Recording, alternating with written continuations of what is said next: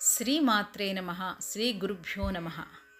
అష్టాదశ శక్తిపీఠాలలో పేరుకి 7వది అయిన ప్రాధాన్యతలో మొదటిగా చెప్పబడే కోల్హాపూర్ మహాలక్ష్మి శక్తిపీఠం జీవితంలో ఒక్కసారైనా దర్శించవలసిన లేదా కనీసం అక్కడ అమ్మవారి గురించి తెలుసుకోవలసిన మహామహిమాన్విత క్షేత్రం. దేవి ఉపాసనకు ప్రసిద్ధి చెందిన అవిముక్త క్షేత్రం కోల్హాపూర్ మహాలక్ష్మి అమ్మవారి క్షేత్రం. సంవత్సరానికి 2 సార్లు సాక్షాత్తు ఆదిత్యుడే తన సూర్యకిరణాలతో అభిషేకం చేస్తారట. ఈ అద్భుత దృశ్యం చూడటానికి దేశ విదేశాల నుంచి ఎందరో భక్తులు అక్కడికి వస్తారట. కోల్హాపూర్ మహాలక్ష్మి అమ్మవారు కొలువైన ప్రదేశం ఎక్కడ ఉన్నది, స్థల పురాణం, దేవాలయ విశిష్టత మొదలైన వివరాలు ఈ వీడియోలో పొందుపరిచాను. కోల్హాపూర్లో సైట్ సీయింగ్ ప్లేసెస్, అక్కడ మేము చేసిన చిన్న షాపింగ్ వివరాలు, మేము ఎలా వెళ్ళాము, ఎక్కడ స్టే చేసాం మొదలైన వివరాలు వీడియో చివరిలో చెప్తాను. ఇంట్రెస్ట్ ఉన్నవాళ్ళు, అక్కడికి వెళ్ళాలనుకునే వారికి ఈ వీడియో ఉపయోగపడుతుందని ఆశిస్తున్నాను. వీడియోలో ఏమాత్రం ఇన్ఫర్మేషన్ ఉందని అనిపించినా తప్పక లైక్ అండ్ షేర్ చేయండి. ఇప్పుడు కోల్హాపూర్ వెళ్దాం. భారతదేశంలోని మహారాష్ట్రలో సహ్యాద్రి పర్వత శ్రేణుల నడుమ పశ్చిమ కనుమలలో పంచగంగా నదీ తీరాన వెలిసిన అత్యంత మహిమాన్విత క్షేత్రం పుట్పూర్వత్రాలు మాత్రం ఎవ్వరికీ తెలియదు. ఆలయ చరిత్ర చూస్తే 6000 సంవత్సరాల క్రితం ఈ దేవాలయ వివరాలు ఉన్నట్లు చెబుతారు. ఈ ప్రాంతానికి రీచ్ అవ్వడానికి ఫ్లైట్, ట్రైన్, బస్ సౌకర్యాలు ఉన్నాయి. మేము పూణే నుంచి క్యాబ్లో వెళ్ళాము. 6 అవర్స్ టైం పట్టింది. అమ్మవారి రూపాన్ని దర్శించే ముందు కోల్హాపూర్కి ఆ పేరు ఎలా వచ్చిందో తెలుసుకోవాల్సిన అవసరం ఉంది. నమస్తేస్తు మహామాయే శ్రీపీఠే సురపూజితే శంఖ చక్ర గదాహస్తే మహాలక్ష్మీ నమోస్తుతే. కాశీ క్షేత్రానికి సమాన క్షేత్రమేమన్నా ఉందా అంటే అంతటి మహామహిమాన్విత క్షేత్రంగా వెలిసిల్లే క్షేత్రమే కోల్హాపూర్ మహాలక్ష్మి క్షేత్రం. కోల్హాపూర్ పూర్వనామం కరవీరపురం. ప్రళయ కాలంలో శివుడు తన త్రిశూలంతో కాశీక్షేత్రాన్ని ఎత్తి నిలబెట్టినట్లుగా నీటిలో మునిగిన కోల్హాపూర్ పట్టణాన్ని అమ్మవారు తన కరములు అంటే చేతులతో పైకి ఎత్తి పట్టినదని, అందుకే కరవీరపురమని ఆ ప్రదేశానికి పేరు ఉన్నట్లు, తదనంతరం కోలాసురుడనే రాక్షసుడిని సంహరించి కోల్హాపురిగా ప్రసిద్ధి చెందిందని పద్మ, స్కాంద, దేవి భాగవతాల్లో పేర్కొని ఉన్నది. పురాణాల ప్రకారం ప్రజలను పీడించి యజ్ఞయాగాదులను జరగనీయకుండా ఇబ్బందులకు గురిచేస్తున్న కోలాసురుడనే రాక్షసుడిని సంహరించడానికి అమ్మవారు దివి నుండి భూమికి దిగివచ్చిన వేళ కోలాసురుడు అమ్మని 3 వరాలు ఇవ్వమని అడిగారట. మొదటిది తన తప్పులన్నీ మన్నించమని, రెండవది ఈ ప్రాంతాన్ని సిద్ధిక్షేత్రంగా మార్చమని, మూడవది తన పేరుతో ఈ క్షేత్రం ప్రసిద్ధి పొందేటట్లు చేయమని. రాక్షసుని కోరిక సైతం అమ్మ కారుణ్యంతో కోలాసురునికి వరాలను ప్రసాదించి అమ్మవారు మహాలక్ష్మిగా అక్కడే స్థిరపడినదట. అమ్మవారి మూలమూర్తి ఆద్యంతం రహస్యమే. వజ్రశిలతో నిర్మితమైన 3 అడుగుల స్వరూపంతో సింహవాహినిగా చతుర్భుజాలతో అమ్మవారు దర్శనమిస్తుంది. ఒక చేతిలో ఫలము, ఒక చేతిలో అమృత భాండం, ఒక చేతిలో గద, మరో చేతిలో డాలుతో అమ్మవారు ప్రత్యేకంగా దర్శనమిస్తారు. సామాన్యంగా మనకు మహాలక్ష్మి అనగానే ప్రశాంత చిత్తతకు, కమలవాసినిగా ధనవర్షాన్ని మనకు కురిపిస్తున్నట్లుగా కనపడుతుంది. అందుకు భిన్నంగా ఇక్కడ అమ్మవారు ఉగ్ర రూపంలో దర్శనమిస్తుంది. ఇక్కడ అలంకరణ కూడా కొంత ప్రత్యేకంగా కనపడుతుంది. అమ్మవారికి ఆదిశేషుని ఛత్రం ఉంటుంది. కిరీటంపై శివలింగం ఉండడం ప్రత్యేకత. ఇక్కడ అందరికీ వచ్చే సందేహం అమ్మవారు ఎవరు అని. శివుని పత్నియా లేక విష్ణువు సతీమణా అని. ఈ సందేహం ఎందుకంటే మహాలక్ష్మి విష్ణుమూర్తి భార్య కదా అని. మరి అష్టాదశ శక్తిపీఠాలు శివుని సతీమణికి సంబంధించినవి కదా అని. ముందుగా ఈ సందేహాన్ని తీర్చుకొని దేవాలయ విశిష్టతను తెలుసుకుందాం.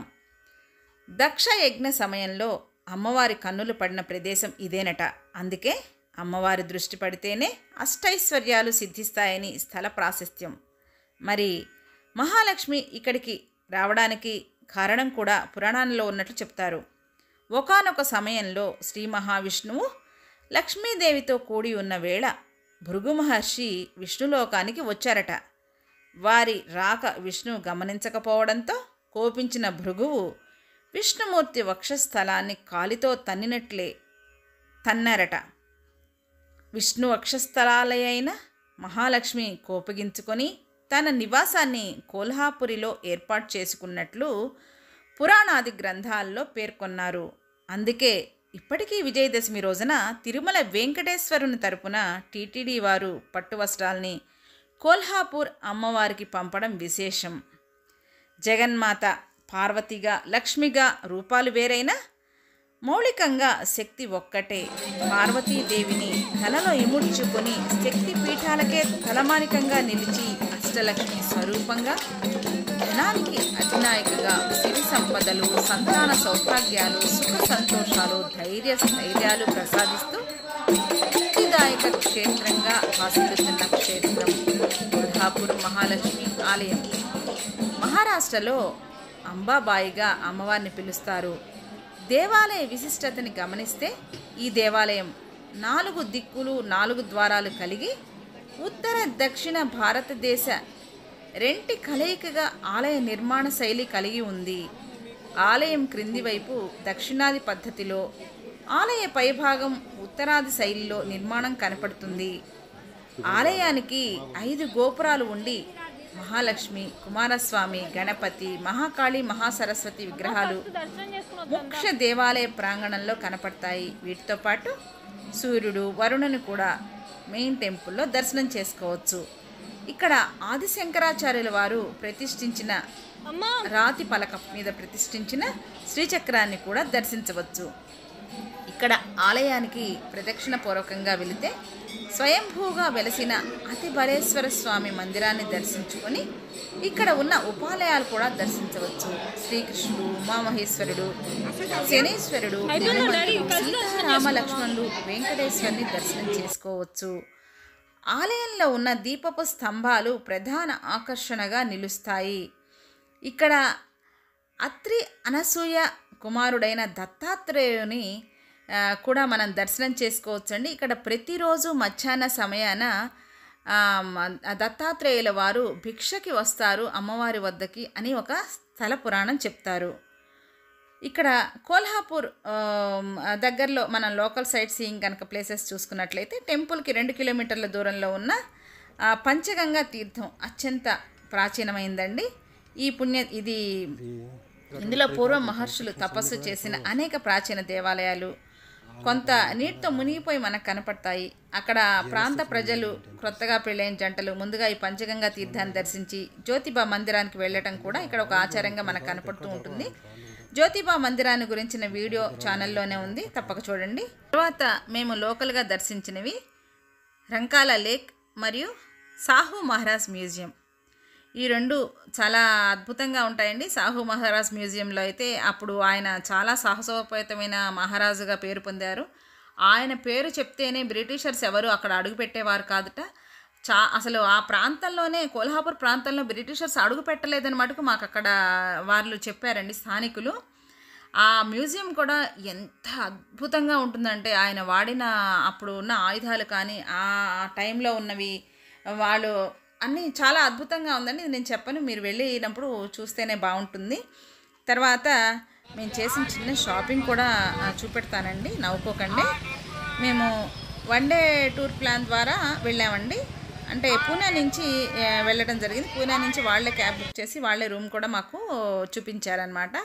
ఆ టూర్ ప్లాన్లో భాగంగా మేము కియారా హోటల్స్లో స్టే చేసామన్నమాట. ఆ హోటల్ అయితే చాలా బాగుందండి. మీకు ఆ వివరాలు కావాలి అంటే ఎవరైనా కామెంట్ చేస్తే నేను కామెంట్స్లో నేనైతే మీకు ఆ ఫోన్ నెంబర్ అవి అయితే ఇస్తాను, మీరు చూసుకోవచ్చు. ఎందుకంటే టెంపుల్కి దగ్గరే ఉంది అది. ఆ హోటల్ అయితే చాలా కన్వీనియంట్గా ఉంది. వాళ్ళు కూడా చాలా ప్లీజింగ్గా ఉన్నారన్నమాట. హోటల్లో వాళ్ళంతా కూడా చాలా బాగుందన్నమాట. ఆ రూమ్ అట్మాస్ఫియర్ అంతా బాగుంది. కాంప్లిమెంటరీ బ్రేక్ఫాస్ట్ కూడా మాకు ఇచ్చారు.